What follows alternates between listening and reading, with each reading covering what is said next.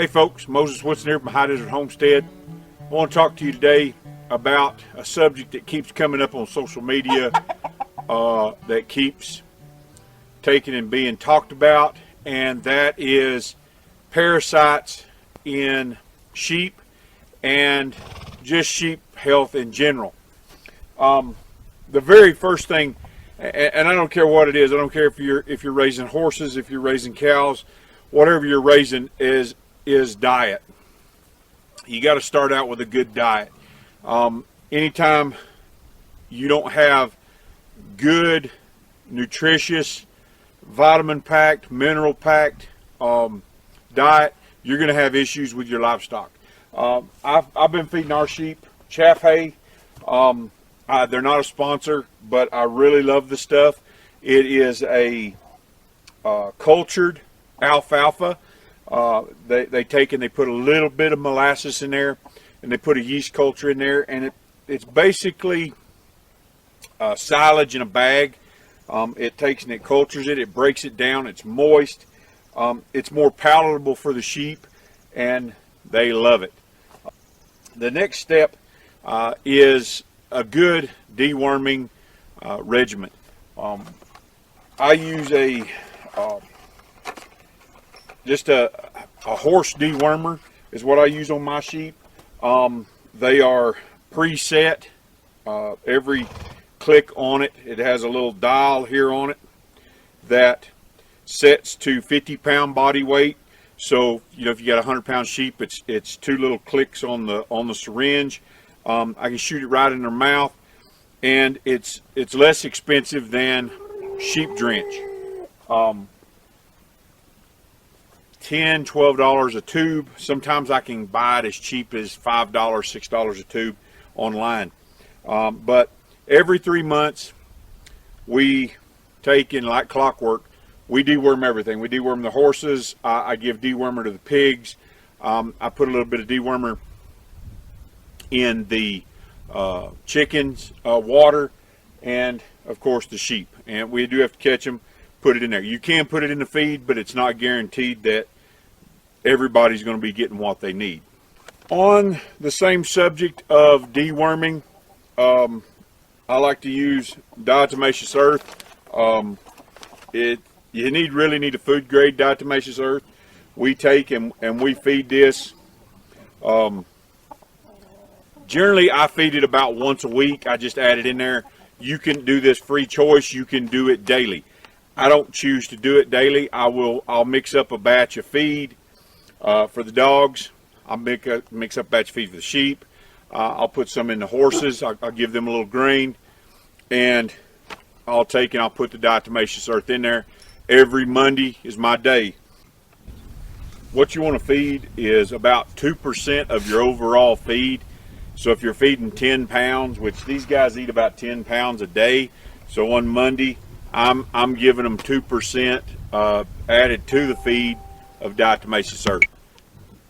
The next thing I do is I add apple cider vinegar to their water. We're really trying to maintain a healthy gut in these sheep.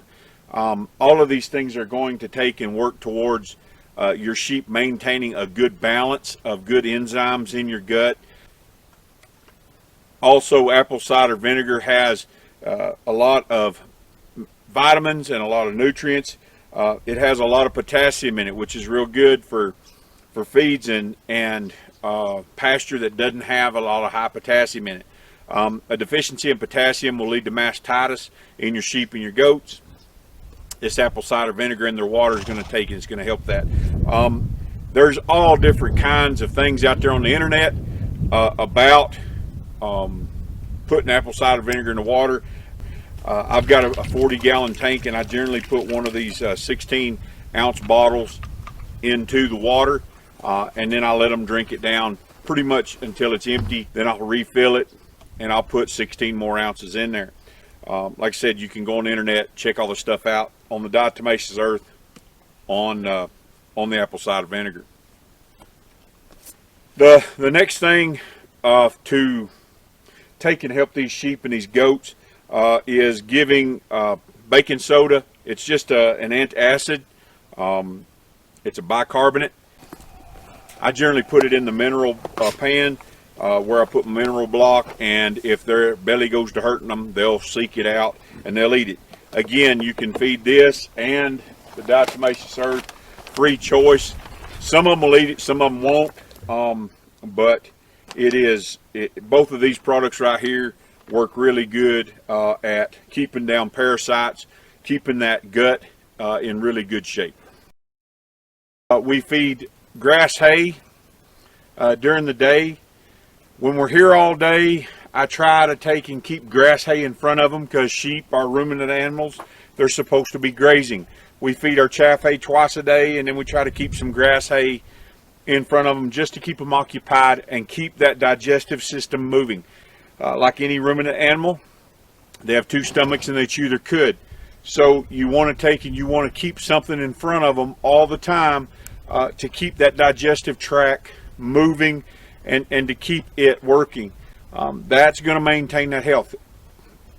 Our busy lives, we tend to take and we feed morning and night, and a lot of times the animals suffer for it because they're not used to being penned up. They're not used to taking and eating only twice a day. Eventually, when we get our fence up, then I'll be able to turn these guys out. But to simulate that, I'll feed them the chaff hay early in the morning, and then right before I leave, I'll take and I'll throw them some grass hay, or if somebody's going to be here, if Polly's going to be here, then we'll take and throw some grass hay in there, you know, throughout the day and let them kind of munch on that. So the other thing you want to take and do in your pens, you want to make sure that you take and keep them cleaned out. I use this for mulch, for compost, and that's another really good way to keep parasites down in your sheep and your goats. Keep your pens clean. One of the things I do is I'll put diatomaceous earth on the ground after I have taken and cleaned it. Remember, start with a really good feed program. Alfalfa hay is not bad. I just like the chaff hay. There's a lot of benefits to it. So start with that. Then the next thing is have a really good deworming regimen. Don't wait until your sheep are sick or your goats are sick before you start trying to treat them for worms. Just every 3 months, just go ahead and do that.